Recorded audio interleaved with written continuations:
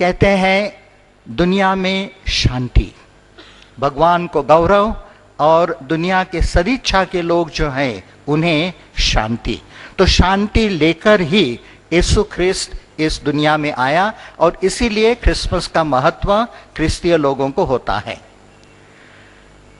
लेकिन जन्मा तभी पाप खत्म नहीं हो गया। जब वो क्रूस पर ठोका गया, सूली पर मर गया, तब हम कहते हैं क्रिश्चियन धर्म में कि पाप नष्ट हो गया, यानी भगवान और मनुष्य में सलोखा हो गया, शांति हो गई।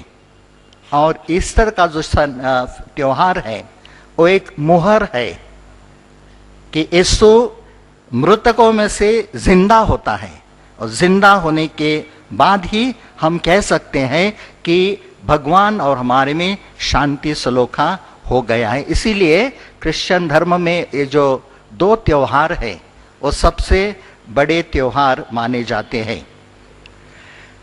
तो पाप के बारे में हम कहते थे, हमने इधर बहुत सारे शब्द का प्रयोग किया है, communal riots, racism, corruption, murders, robberies, extortions, molestations and rapes. वो कहाँ पैदा होते हैं? पाप, जहां पाप है वहां ये सब पैदा होते हैं। और अगर ये सब नष्ट करने की हमें मंशा है, इच्छा है, सपना है, तो हमें पाप को नष्ट करने की जरूरत होती है। तो पाप का मतलब क्या है कि जीवन की गाड़ी पटरी से नीचे उतरती है। जब हम पाप करते हैं, पाप हमारे जीवन में आता है, तो हमारी जीवन की गाड़ी पटरी से नीचे उतरती है। वो सबसे दुनिया का बड़ा हादसा है पाप, क्योंकि भगवान इतना बड़ा और हम इतने छोटे। तो हम जब पाप करते हैं तो भगवान के मुंह पर हम थूकते हैं। तो इतना बड़ा हादसा कहीं भी नहीं हो सकता। तो पाप जो है, जो आदमी पाप करता है, वो बहुत बड़ा हादसा दुनिया में निर्माण करता है। और जब तक हम पटरी पर वापस नहीं आते, तो हमारे सभी प्रयास शांति के लिए, करप्शन के खिलाफ, रेसिज्म के खिलाफ, मर्डर्स के खिलाफ जो भी कोशिशें हम करेंगे वो सब मुखन्नस रहेंगे, इम्पोर्टेंट।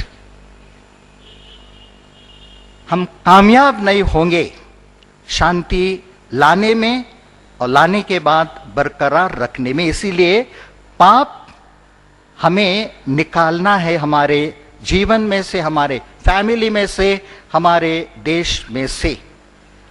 और फल्टन शीन नाम के एक बिशप थे अमेरिका में, एक टेलीविजन स्टार थे। हमेशा वो रेडियो पर अपने अपने लेक्चर देते थे, और ऐसा कहा जाता है कि लेक्चर से पहले वो 40 घंटे, एक दिन, 2 दिन, 3, 40 घंटे चर्च में अपने घुटने पर रहकर मैं क्या बोलूं, क्या बोलना है मुझे, इसका ज्ञान मुझे दे, ऐसी वो प्रार्थना करते थे।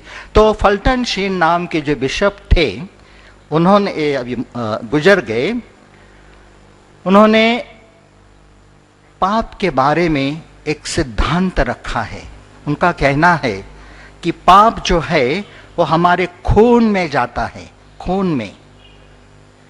तो कोई भी पाप जो है वो हमारे खून में जाता है, और अगर हमें पाप से बचना है, बाहर आना है, तो वो अशुद्ध बिगड़ गया है जो खून, उसको अच्छा बनाना ये फर्ज होता है। जैसे हम डायलिसिस में करते हैं कि हम जो अशुद्ध रक्त है उस शुद्ध करने के लिए डायलिसिस का इस्तेमाल करते हैं। तो उनका ही मतलब वैसा ही है कि कांटे से कांटा निकालना है, कि बिगड़ गया खून है उसको अच्छा करने के लिए किसी को भी उधर खून बहाने की जरूरत है। और हमारे क्रिश्चियन धर्म के अनुसार ईसा मसीह ने जब सूली पर अपना खून बहाया तो वो खून हर एक आदमी के हृदय में गया, हर एक आदमी को मिल सकता है अभी तक, अभी भी। और उस खून से हमारा जो रक्त है, पापी जीवन है, वो शुद्ध बन सकता है। तो इस वही यीशु ख्रिस्त का योगदान है मानव जाति के लिए, ऐसे क्रिस्तीय लोग मानते हैं। हम शांति के बारे में बातें करते हैं तो हम ऐसे सोचते हैं कि अंदर शांति होनी चाहिए पहले, फिर बाहर की शांति। इसीलिए मैंने पाप का उल्लेख किया इधर कि अगर पाप हमारे हृदय में रहता है, हमारे समाज में है, तो हम कितने भी कोशिशें करेंगे तो हम सफल नहीं हो पाएंगे शांति बरकरार रखने के लिए, करप्शन हटाने के लिए। इसीलिए पहले हमारे हृदय में जो पाप है, हर एक आदमी कितना भी बड़ा हो, प्राइम मिनिस्टर हो, देश के बहुत सारे नेता हो, कोई भी हो, अगर वो पाप में रहता है, जीवन जीता है, तो वो कभी भी कामयाब नहीं होंगे। उनको एक नैतिक शक्ति नहीं रहेंगी दूसरों को सिखाने के लिए। और इसीलिए हमें पाप हमारे जीवन में से नष्ट करने की जरूरत है। आपने बाइबल में पढ़ा है, मालूम नहीं कुरान में भी है, बाइबल में पढ़ा है कि एक व्यभिचारी स्त्री है, लोग उनको यीशु के सामने लाकर रखते हैं, उन लोगों के हाथों में पत्थर है और पत्थर उनको मारकर उनको खत्म करना है, यीशु को कहते हैं।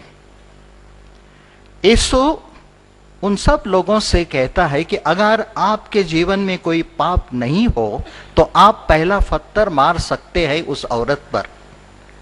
किसी की भी ताकत नहीं हुई उस औरत को पत्थर मारने की, क्योंकि हर एक आदमी जो उनके सामने खड़े थे, उनके हृदय में पाप था।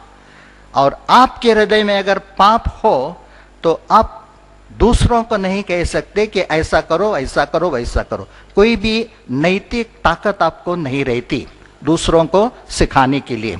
तो वो लोग सब गए, लेकिन यीशु का समाधान उस पर नहीं हुआ।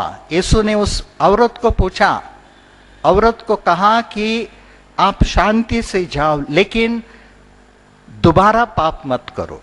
तो पाप ऐसी चीज है, यीशु का बहुत प्यार था उस औरत पर, उसका अच्छा चाहता था, लेकिन जब तक उसमें पाप है तब तक वो सुख शांति नहीं पा सकती। इसीलिए उन्होंने उनको कहा कि पाप मत करो, जाओ, कुछ नहीं करूंगा, मैं भी पत्थर नहीं मारूंगा, लेकिन आप पाप दोबारा मत कीजिए। वैसे ही और एक घटना है यीशु के जीवन में। जकियस नाम का आदमी, जिसके घर यीशु को खाने के लिए न्योता दिया जाता है, और उस घर में जब बैठते हैं यीशु खाने के लिए तो बहुत सारे लोग वहां के आए हैं, बहुत बड़े बड़े लोग आए हैं। और वो लोग अपने मन में सोचते हैं कि यीशु एक लीडर है, रिलीजियस लीडर है, धार्मिक नेता है, और वो एक पापी के घर में क्यों है। यीशु को मालूम था उनके हृदयों में क्या चल रहा है। तो और उस आदमी को भी यीशु के सानिध्य में आने के बाद अपने पाप की गहराई दिखाई दी, और इसीलिए उन सब लोगों के सामने खड़े होकर उस आदमी ने कहा कि स्वामी, मैंने जिसका भी कुछ लिया है, पैसा, माल मत्ता, सब कुछ, वो मैं वापस करता हूं, मैं कुछ भी नहीं रखूंगा। बुरी तरह से जो मुझे मिला है वो भी मैं दूंगा दूसरों को, और जो अच्छी तरह से मैंने कमाया है वो भी मैं मेरे पास नहीं रखूंगा। और उस वक्त यीशु उनको कहता है, धन्य, क्योंकि आज इस घर में ईश्वर का राज आया है। शांति तब आई जब उन्होंने जो कुछ भी पाप था और पाप की औलाद थी, पैसा, धन, सब कुछ उन्हें छोड़ दिया, तब भी उसके जीवन में, उसके घर में